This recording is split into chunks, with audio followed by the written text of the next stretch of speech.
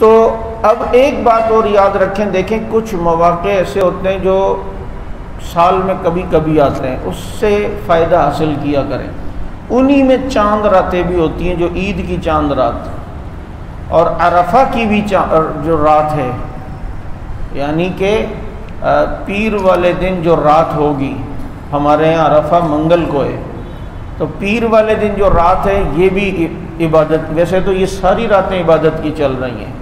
لیکن ان راتوں کے بارے میں پیغمبر نے فرمایا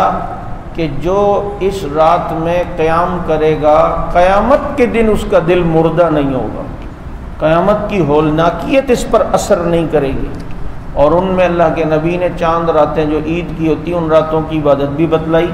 اور عرفہ کی رات کی عبادت بھی بتلائی۔ چنانچہ عرفہ یہ چاند رات آ رہی ہے، ہمارے یہاں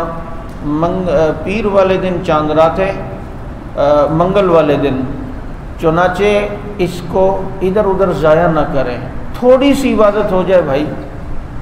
کچھ گھر پہ نفلوں کے لیے کھڑا ہو گیا تو وہ جو دنیا عبادت کر رہی ہے کم از کم ان فہرست میں ہمارا نام بھی تو آ جائے گا نا۔ تو ان راتوں میں دعائیں قبول ہوتی ہیں، عبادات قبول ہوتی ہیں، اللہ تعالیٰ ایک ایک عمل کا اجر بڑھا دیتے ہیں۔ تو ان چیزوں کو غنیمت سمجھتے ہوئے ان اوقات کو اس کا فائدہ حاصل کرنا چاہیے۔ تو چاند رات کی عبادت یہ کچھ نہ کچھ ہو،